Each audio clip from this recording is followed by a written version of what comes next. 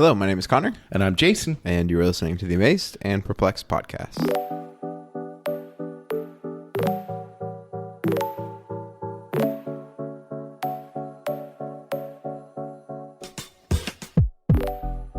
I want to welcome you back, and we find ourselves in John chapter 7 as we look over the shoulder of Jesus at, taking in whatever he provides, and then also the people in the room, proverbially speaking, and just giving dignity to the people, trying to put ourselves in the story with the ultimate goal of just more more intimately interacting with the Bible passage and seeing what else God would teach us if we look at it from different perspectives, including the amazed and perplexed lens. So, as is our practice, is there any context that we could be thinking about as we enter into this particular event that Jesus finds himself at in verse 14? Yeah, so to get to where I'm going to go, I'm going to tell a story. So in the 8th grade, I was part of student council. It's very prestigious. I know. I knew there was something about you. That was where I peaked. Actually, it was all down. I saw the inner workings of student government, and it shook me to my core. There's no hope for I've never been the humanity. same Yep. again. You know what's funny about that actually is we had what's called a micro society. Oh yeah, have you heard of that? Because you were at a demonstration school. Yeah, where you had like a little economy pop up or whatever. I don't know if I've ever publicly admitted this, but I kind of embezzled funds from the government because I had a government checkbook and I could just I never did anything extreme, but like oftentimes people would be selling like slushies or whatever. So I probably had more than my fair share of slushies. That was my government. That's where the term slush fund comes from. That's it. It's all about slushies. So yeah, I feel unburdened admitting that publicly now. Oh, I know that. Those micro societies, no joke. Because they come up with, there's a certain group that's entrepreneur, and you pay taxes, and you had a whole thing. Force, well, and here's my justification for myself. Bad justification, but the entrepreneurs could make like absolute bank, and at the end of the year they would have an auction where like they would get like legit good stuff like video game systems or whatever, and they would have an auction with your fake micro society money. So if you didn't spend any throughout the year, you could save it and bid stuff. But like people would bid insane amounts of money, and my little poor government check would not cover any of that. And so I knew it would raise some suspicions if I was too scared of getting in trouble, so I wouldn't have gotten crazy. Yeah. So I just stuck with my like $2 to $3 slushies, and that was my and my thing was like, I'm just a poor government worker. I deserve a little bit more. All these rich businessmen, the slushy salesman raking it in, and I'm over here just barely getting by. It really was a micro society. It was. It taught me a lot of lessons. Yeah. I wonder how much that informs me. It doesn't matter. Anyways, so we're changing our whole format. How did that affect Connor? But as part of student council, we went to the state conventions or whatever, the student council, which not a whole lot got done there either. But there'd be motivational speakers. There'd be different things. Like I remember the head coach of the OU women's basketball team was there. Mm-hmm. There's a guy named, and the headline speaker, his name was Josh, I think 𝐶𝐞 or whatever. I don't know if you've heard. You've probably seen him, listener, because he's like big on TikTok now and Instagram Reels. He lost a leg to cancer when he was real little, and so he's a motivational speaker now. And the main thing I remember from it is he had like a few really great jokes, and on his crutches, that dude can move like fast. Like is like crazy. He did a demonstration for us, and he can really book it. But I remember thinking, to wrap all this back around, the talk that weekend of like, oh, this guy Josh 𝐶𝐞, and like he's got one leg, and it's like the kind of the murmurs of the different people they brought in to speak, and the fame, and wondering, oh, what are they going to do? Like what like how is it special? And some of the dynamics that we're going to read about today that I think are really interesting.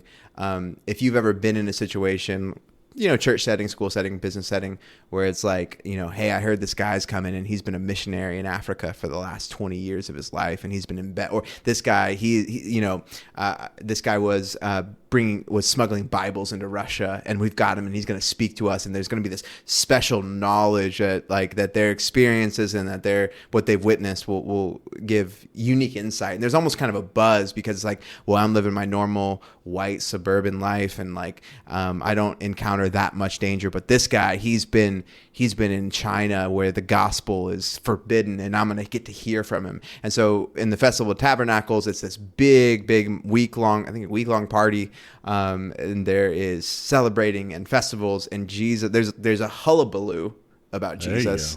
Man, I'm on fire today. Micro Society, hullabaloo. What is next? and there's obviously this aura in the crowd around Jesus, and maybe if you can think about that example in your life where you've experienced that, maybe you get a piece of it. I love that, and that tension. Do you remember the guy that came to camp? I don't know if you were still in camp or were a counselor, that could explode hot water bottles. Was that it? He could blow them up. So I do remember plastic. That. Yes. And yes. And when I heard about it, like Trent brought him in, I think. And when I heard about it, I was like, how is that a speaker? Like this guy. Did he do balloons first, and then in his sermon, his message, he slowly escalated or something like that? Yeah, I think so. And his story was interesting, and he talked about at the end of it, it was like, look, even if your deal is a weird deal, like I can literally explode a hot water bottle just by blowing it up, which is incredible. Cool. But I can use that for God too. That's the takeaway. But I do remember that feeling like, what's this going to be like? And as an adult and as a minister at the church, I'm like, what kind of idiot program is it? But then it was really good. It was really, really good. But yeah, I like that. And I mean, in our last episode, the brothers, Jesus's physical half brothers, are goading him, maybe, like, hey, you need to go up there, and everybody's looking. And it is interesting in verses 10 through 13, it talks about the crowd anticipating Jesus. Mm-hmm. And they were mixed. I don't know what the percentage was, but part they were like, nah, he's a good guy, and that kind of feel, and others, nah, he's deceiver. And so that sets us up for 14, because Jesus, despite the impression that I would have felt if I were the brothers that he wasn't going to come up, his time meant he wasn't going with them and in the Spirit. And you made this point in the episode with that. I'm not going to come in and be like, rah, rah, which is interesting when you compare it to like when he enters in the triumphal entrance, and it is a big rah, rah. So I wonder how much he had that in mind. But we're going to start in verse 14 there in John 7, where he says, not until halfway through the festival did Jesus go up to the temple courts and begin to teach. The Jews there were amazed and asked, how did this man get such learning without having been taught? Jesus answered, my teaching is not my own. It comes from the one who sent me. Anyone who chooses to do the will of God will find out whether my teaching comes from God or whether I speak on my own. Whoever speaks on their own does so to gain personal glory. But he who seeks the glory of the one who sent him is a man of truth. There is nothing false about him. Has not Moses given you the law? Yet not one of you keeps the law. Why are you trying to kill me? You are demon-possessed, the crowd answered. Who is trying to kill you? Jesus said to them, I did one miracle, and you are all amazed. Yet because Moses gave you circumcision, though actually it did not come from Moses, but from the patriarchs, you circumcised a boy on the Sabbath. Now if a boy can be circumcised on the Sabbath so that the law of Moses may not be broken, why are you angry with me for healing a man's whole body on the Sabbath? Stop judging by mere appearances, but instead judge correctly. Now, there's so much that comes after this. I want to get to it, but to honor our time parameters, we're going to stop there and just process this particular action. And so I will ask you, Connor, what amazes you about this story? Through the magic of editing, we will ignore the last minute while I paused and pondered. And I will instead ask Jason, what amazes you? I think it's really amazing how Jesus is on, and as with so many things, it's like, it is amazing to me, and I could probably say it perplexes me. But to keep it clean, I'm going to focus on just the fact that he is trekking through, like, I would do something totally different with it. How did this man get such learning without having been taught?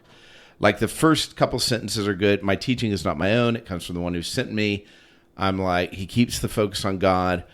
But the last two sentences, yet not one of you keeps the law. Why are you trying to kill me?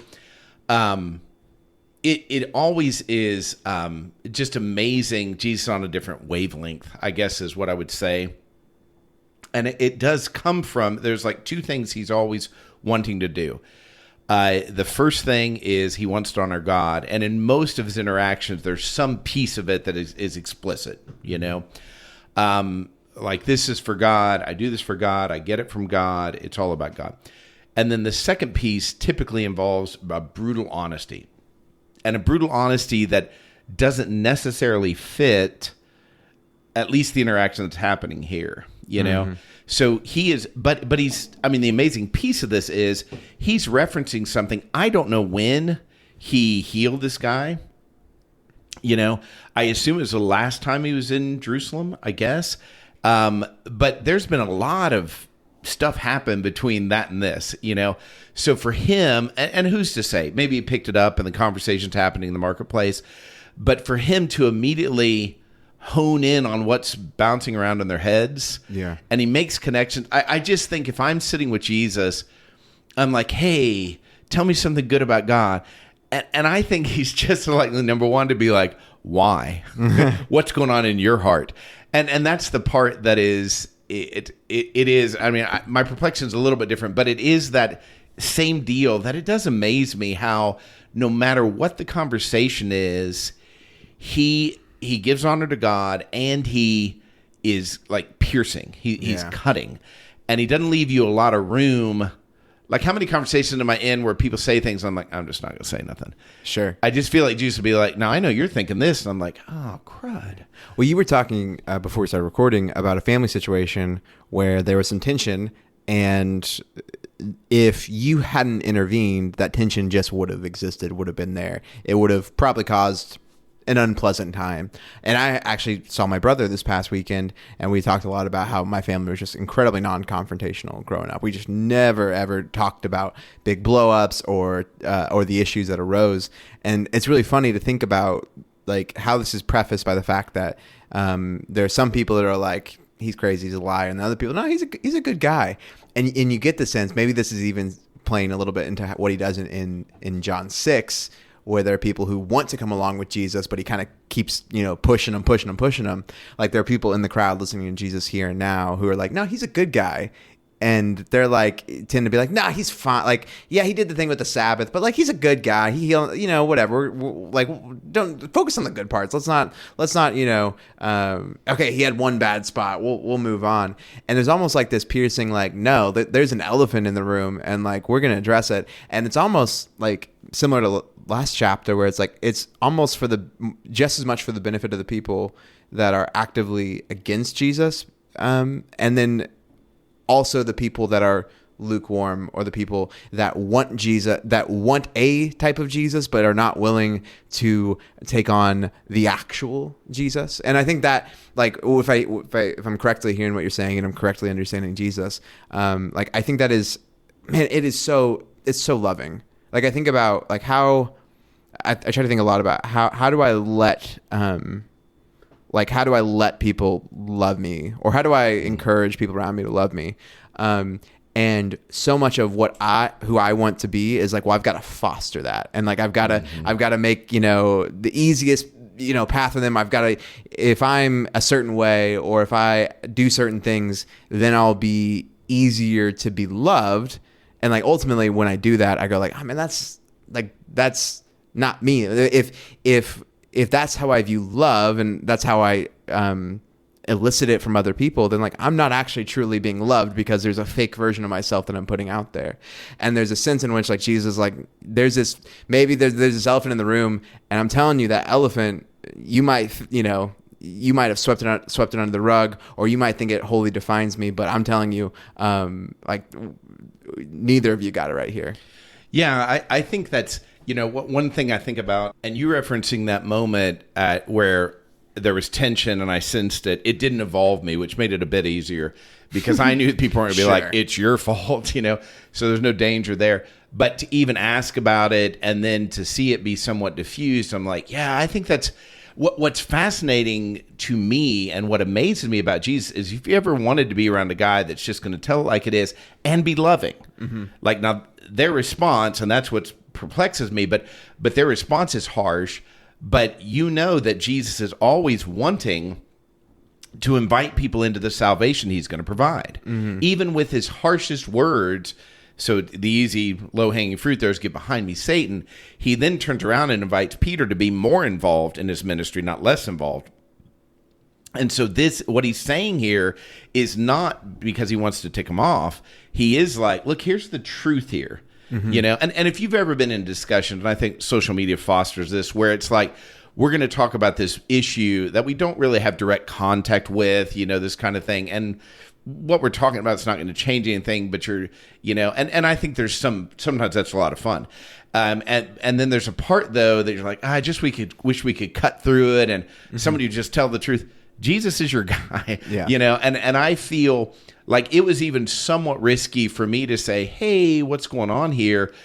The fact that it led to the energy being somewhat diffused and made a better situation, there's a piece of it. I like to think there's some wisdom there.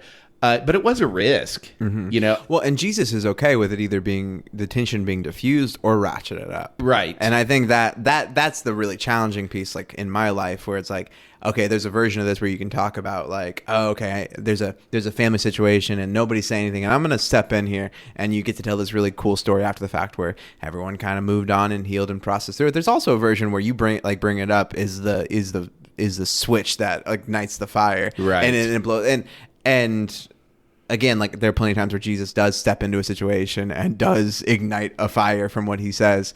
But Jesus' success for him is not based on other people's reactions. And that is so fundamentally different from how I go about my life. Yes. I'll tell you this. I was just flashed in my mind. I was with a couple more distant family members, and the spouse was asking something, like was telling the story in front of their spouse about, man, they did this and da-da-da-da-da. And I just thought, that's ridiculous. Like what they're asking of their spouse is like they're the one in the wrong, And I just stopped. And man, you could tell you're going against the flow of the conversation because I was like, I'm curious, what did you expect of her to do with these factors being at play? And really putting him on the hot seat. Well, Heather moved in immediately to soften it. And I'm like, and if she was asking the question, I think I would have moved in immediately to soften it. But I feel like I was in the spirit of Jesus here, and relatively speaking, like I'm not like, basically Jesus is like, yeah, you don't obey any laws and, you want to kill me, which that's a big accusation. If you're ever in a group and you're like, I know y'all want to kill me, like literally want to kill me. It's like, well, that changes things, Yeah. But it's like to deliver that. I mean, I think it's exactly what was needed and how risky it is.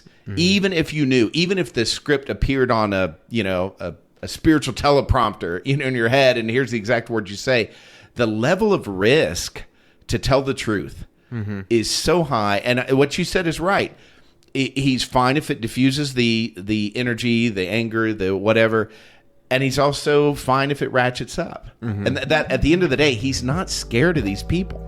Yeah. And I'm scared of everybody, or at least scared of the discomfort.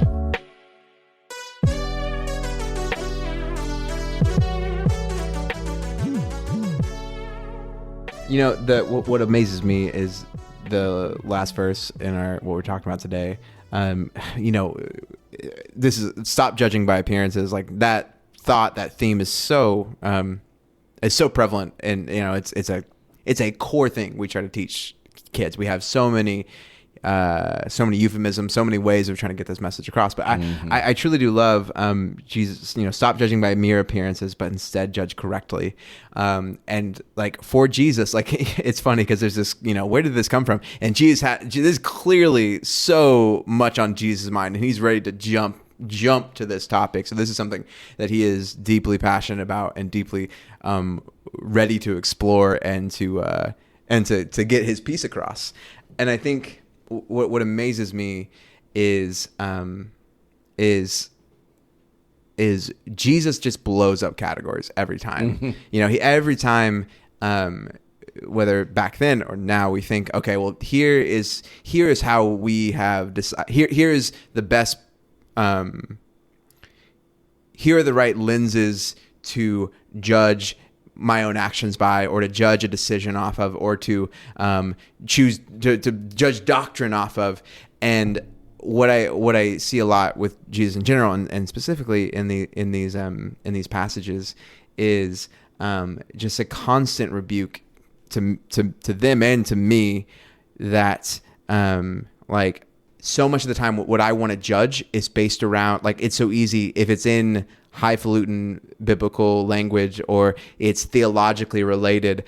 If I'm talking about predestination versus free will, or I'm talking about penal substitutionary atonement or Christus Victor, if I am really focusing in my language as biblical, it's so easy to be like, well, the important thing about what's happening here, that the important thing that's being judged here is whatever I've decided. And I think so often Jesus is going like the judgment that you are laying down, Connor, is so surface level, and has not begun to peek back behind the curtain, that has not began to peek behind the curtain, that the Father's inviting you behind, and my life is so much more shallow for it. Just like for them, their life and their understanding of the Sabbath and how they judged it and how they judged the practice of it was much more shallow because they didn't get it. I think Jesus can look at me and go, Connor,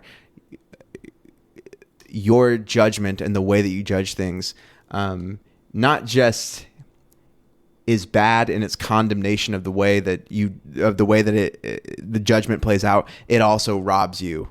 Yeah, I think that's really, that's really a penetrating look. And I think it is calling, that last sentence is calling people to that idea. It's that dynamic of, I love you. Like, I'm not saying this to shame you. I'm not saying this to put you on the defensive. I'm saying this because I want to invite you into exactly what you're saying, behind the curtain. I want to invite you not to settle for superficial understanding. And what's fascinating about that, and this is, how do I say this? I think it's important to him that this is known. But if you know anything about a rabbi calling you in to deeper relationship, this is really different than what the vast majority of their experience would be, because of just the idea that typically it's like, yeah, you won't understand. You're not going to follow. But he's saying, I'm inviting you into judging correctly, the deeper thing. And what's interesting is he uses these examples, but his call is for them to trust him, to move into a deeper relationship with God.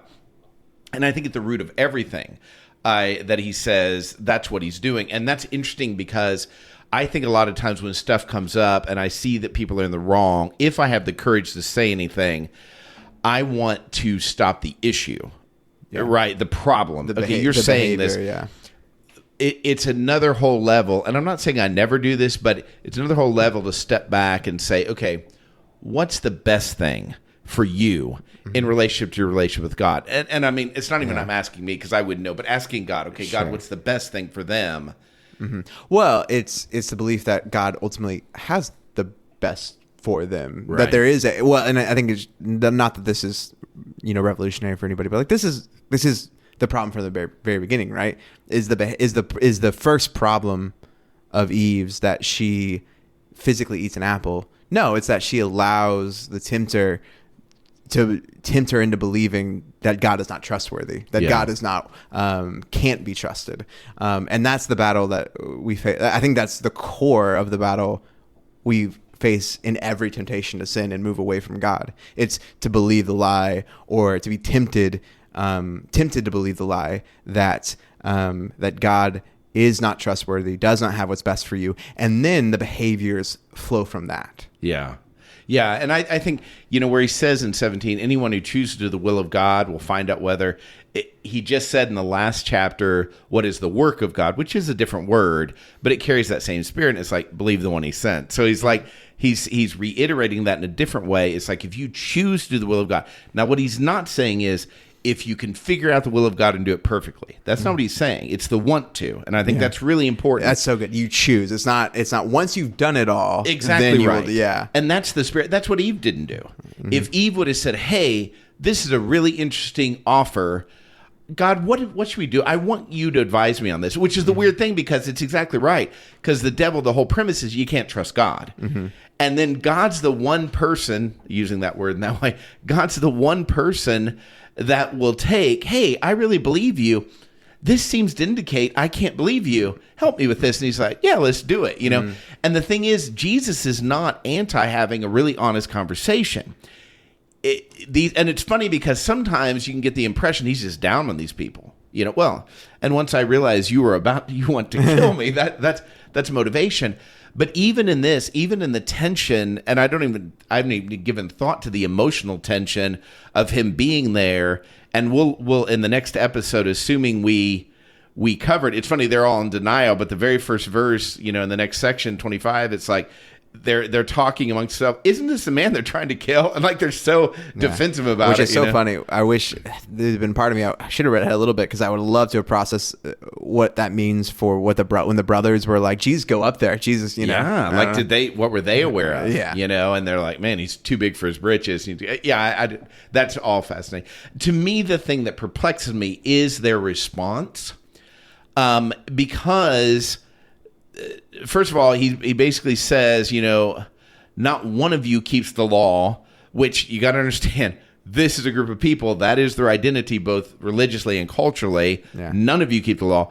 And then he goes, why are you trying to kill me? They don't respond to the not keeping the law phrase in their response. And then they call him demon possessed, which to me is like one of the higher critiques, like the bigger insult. So to go right there, I don't know if you said you're trying to kill me. I can't even begin to imagine a place that it's not super defensive, especially in light of what I just read out of verse 25. But I don't know. It's just a very interesting. Sure. It's also peculiar that he knows that this is on their mind, because if you're just reading through John, you're like, this is multiple chapters back. I don't know how much time that represents. But it's kind of a peculiar where he starts from, that they're so amazed by him. They literally say, man, he's amazing. How to get this knowledge? He gives credit to God. And then immediately it's like, yeah, you're trying to kill me. And I don't know. It's just it's a study in contrast. All of this is just a study in contrast of, on one hand, you have this, oh, I'm amazed by you. Who's trying to kill you? Then later, yeah, aren't they trying to kill him? And it's like the dishonesty, the anger, all of that. You know, I think there's a piece here that maybe you saying what you just said help unravel a little bit for me. Where why does Jesus say this? Why is he so confrontational with the crowd? I think it's in a setting like this where there's so many people, and you know you're excited to hear. Oh, here there's this prophet, miracle worker, teacher guy. It's so easy to be like, well, what does he have for me? What's this? What's going on? And Jesus looks into the crowd and says, hey, like, I mean, it is all about Jesus, but like, as Jesus, this is not all a vanity project for me. This is like, and he didn't say this directly, but like we can lean in, like, this is all about the love that Jesus has for everyone around him. Right. And I think there's a religious setting that can happen where it's like, you know, when I'm in eighth grade at the student council, state student council thing, it's like, you know, if Josh Sundquist, the one-legged guy, is talking about hard work or whatever like that, you know, I'm like, oh yeah, it's hard work. Let's be motivated. Let's do whatever. But if in that crowd there's an epidemic of just absurdly lazy boys or men, it's okay. You can talk in the abstract about having hard work, but like, if in this setting, there's an opportunity for somebody to be like, no, laziness is not just a concept out there, but in this crowd right now, there are people and young boys or young girls that are incredibly lazy and need to learn the ethic of hard work. And I think there's a similar thing. I wonder here where Jesus is not content for them to see him as the great new religious teacher on the scene. He's not content for them to see even as a prophet, because when you can raise somebody up solely as a prophet, you can externalize everything they say as like, well, they're the far off guy. They're the religious, they're going to be the king. They're going to be the Messiah. They're whatever it's going to be. And Jesus refusing to do that and actively engaging the crowd where they're at is part of it. It's the tabernacle. It's tabernacling. It's God coming amongst us. And it's like we think about God being amongst us and God being with us, as this holy and beautiful thing. But if in my heart is anger and frustration, and God is going to come in the midst of that, and God is going to be with me in that, or God's going to come alongside me in that, then like it's not always going to be beautiful and this sort of holier than thou picture that I think we would think when we think about God with us and the tabernacle image we get. And so the fact this happens during the festival of the tabernacle, and I'm just now picking up upon this, is like this is the very nature of like if you want God with you, then that means God is not satisfied with the surface level. God is going to get beyond the behind the curtain. Absolutely, and I think I've been Francis Chan one time. We invited him to the Tulsa workshop years ago, and he gets in there. So I don't know if he had a planned lesson, but when he got there, he's looking around and he's like, so there we are in this big pavilion area, big arena looking area, and he goes, there's a lot of gray heads here, and he immediately was like. I mean, I'm sure he did it. It was a great lesson, but my memory of it was like, okay, so my judgment is a lot of you are thinking about retirement, and I'm asking you why? Why? Why are you living for the American dream? Why isn't this your most productive time? Why are you thinking about, I'll quit working and then I'll just chill and play golf? I mean, it was piercing and it was challenging. And I think there was, and that community, that group that would come together, they wanted to hear those messages. By and large, I'm sure it stepped on some toes. Mm-hmm. And since I wasn't gray-headed at the time, I'm like, you people, you gray heads. But I took that on, and I'm like, yeah, that's right, because there is a part of me. I'm like when I'm on vacation. I'm not like, I ain't doing the Lord's work. I'm on vacation. You know what I mean? Kind of thing. And you're like, oh, you're a minister. I'm like, yeah, it doesn't matter if I was or not. My inclination is to say, no, I'm going to relax. And I think this is the message they needed. That is the fascinating thing, is when you think Jesus is literally God incarnate, which means he's love embodied. And so everything he's saying is for the purpose of loving. And this is pretty accusing, and it's like one of those things. It's not accusing if it's true. Telling the truth is simply saying, "Hey, this is the truth about you." And I'm amazed. I'm perplexed about their response.